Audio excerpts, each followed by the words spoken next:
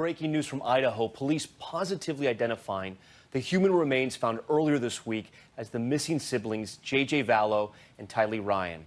Their bodies were found buried on their stepfather's property.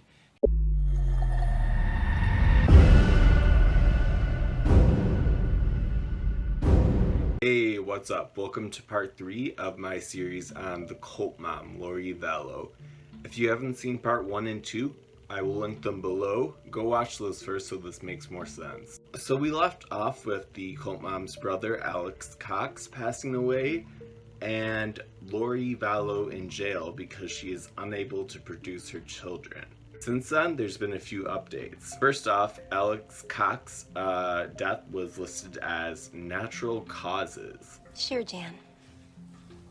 And you'll see why I don't believe that in a few minutes. Sadly, the remains of cult mom's 2 children, 17-year-old Tylee Ryan and 7-year-old J.J. Vallow, have been found on the property of cult mom's new husband, Tammy Daybell.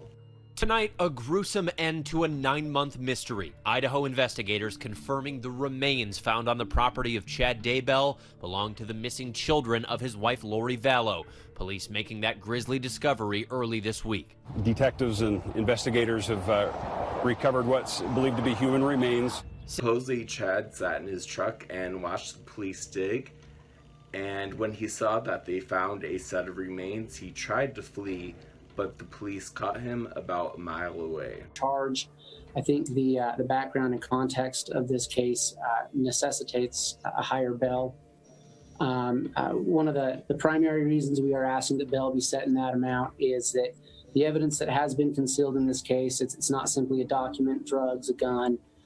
These are human remains. I would ask the court to take note of paragraphs 39 and 40 and the manner of the concealment of one of those bodies, which the state finds to be particularly egregious, both an aggravating factor and bears on character, as Rule 40 as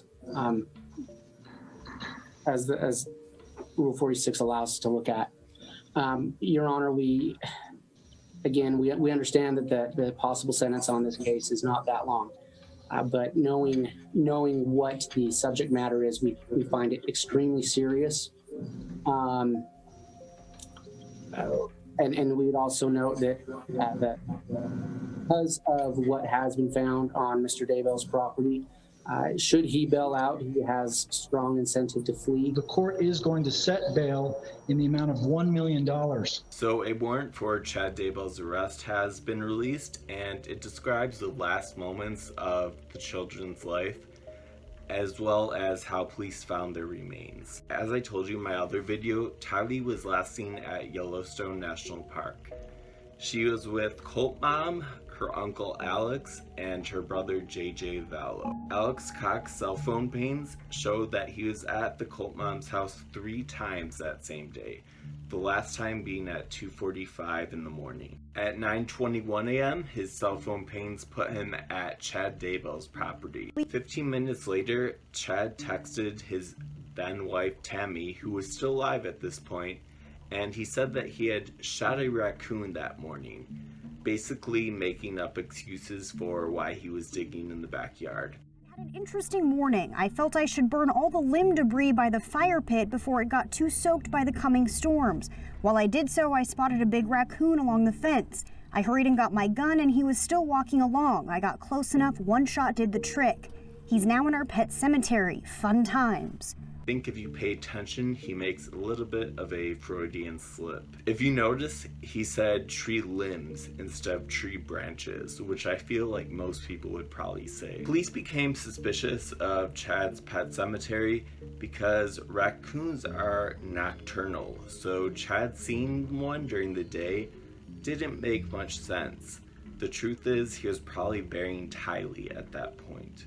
So, on the last days before J.J. Vallow disappeared, cult mom's friend Melanie Gibb came to visit her. Upon arriving, Lori told Melanie that Tylee was at college. She also explained that Tylee was a zombie, and that she had turned into one when she was 12 or 13. As evidence that Tylee was a zombie, Tylee had not wanted to babysit her little brother. Lori also said that little JJ was now a zombie. She said that JJ had proclaimed his love for Satan and that he was using big words now. On September 23rd at 12:45 a.m., the boyfriend of Melanie Gibb sees Cult Mom's brother Alex Cox carrying away a sleeping JJ Vallow. A lot of people think he might have already been dead at this point and they used a different way to kill him than Tylee. Tylee was probably shot, but we don't know all that yet. Gibb did see JJ on September 22nd. The next day, Melanie Gibb woke up and asked Cult Mom where JJ was. Cult Mom explained that JJ had been climbing on the kitchen cabinets like a zombie.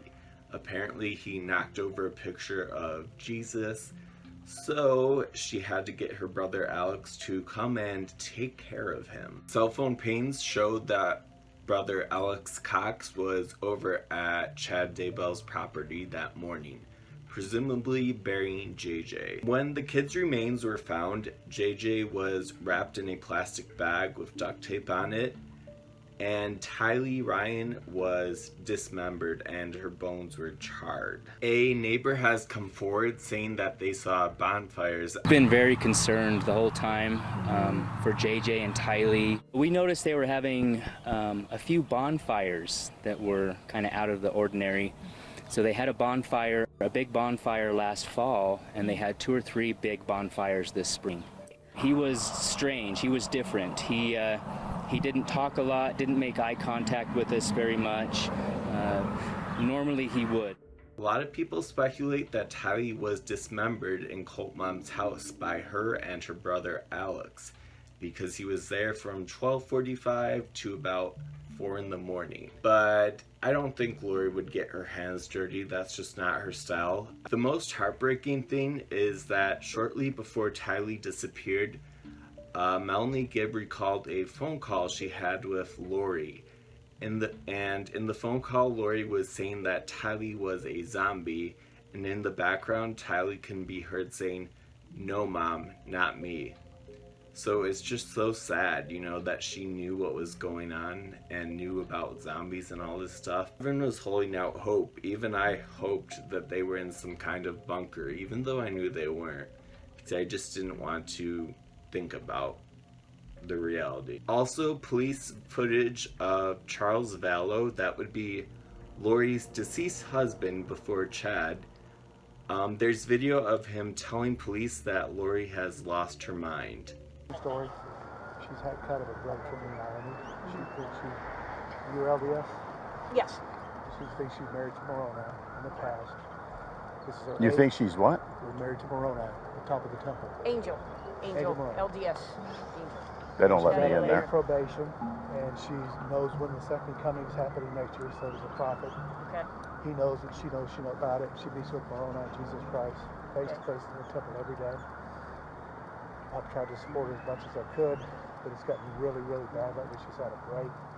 She says, "I'm Nick Schneider. I've taken over Charles's body, and Charles has been killed. I'm going to kill you. You're going to be murdered today or tomorrow. I can do it. I'm out there with my priesthood, with my power." She does priesthood blessings. She does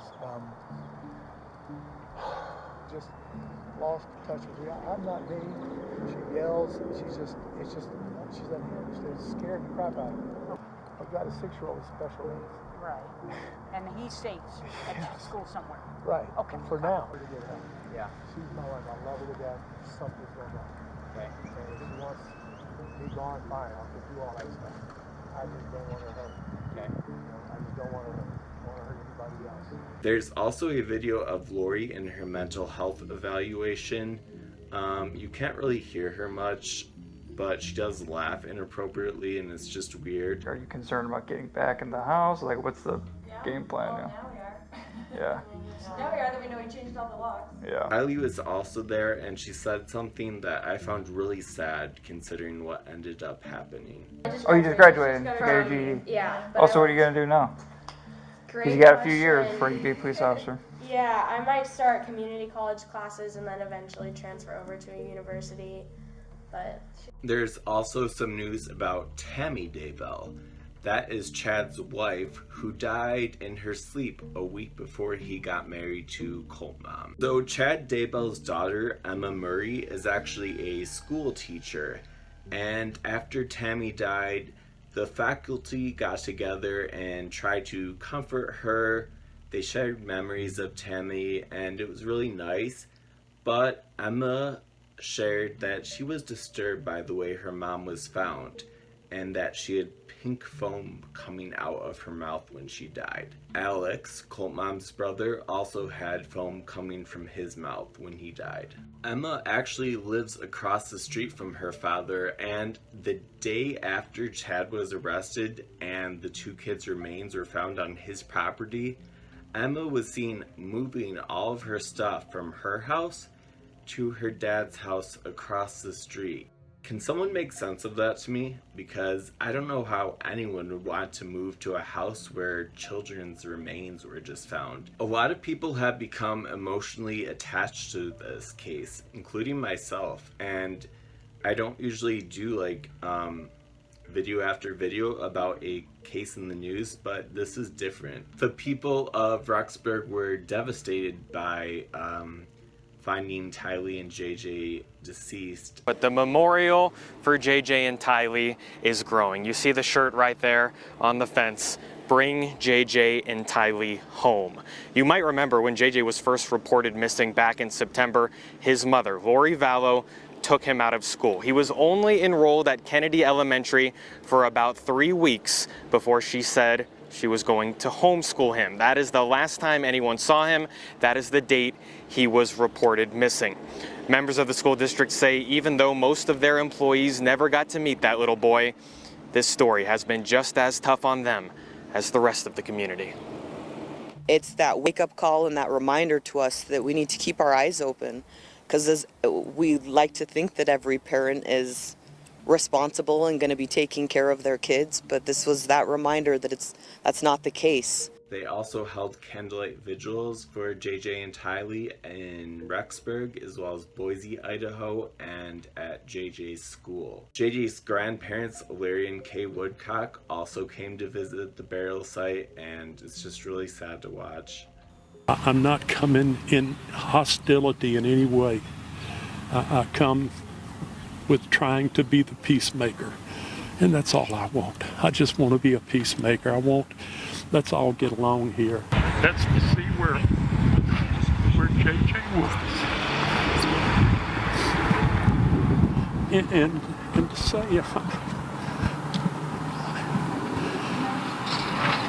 I'm sorry.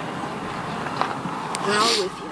One of Chad's former cult members has come forward, and we'll talk more about the cult in the next video.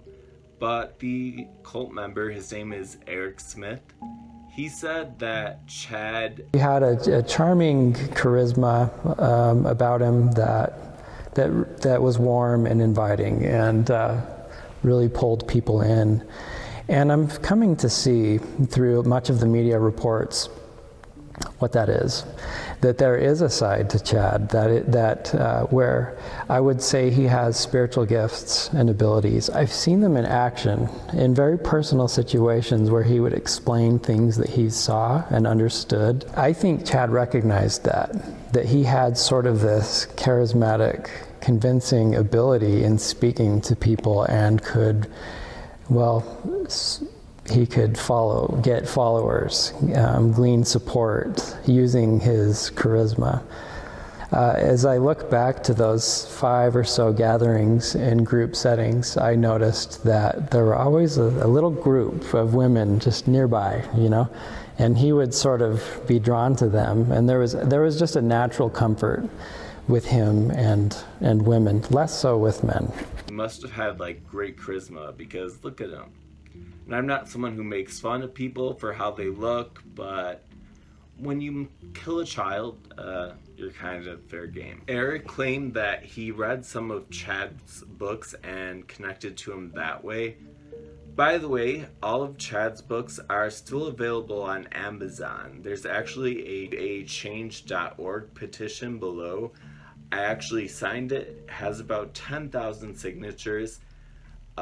It's to get all of Chad's books removed from Amazon. We all know that the books are how Lori got infatuated with Chad and his teachings, and here we are now. So let's get these books removed so this doesn't happen to anyone else. Some have even gone as far as to say that Chad Daybell sexually assaulted women. A woman named Julia Rowe, she is an author as well as a cult member.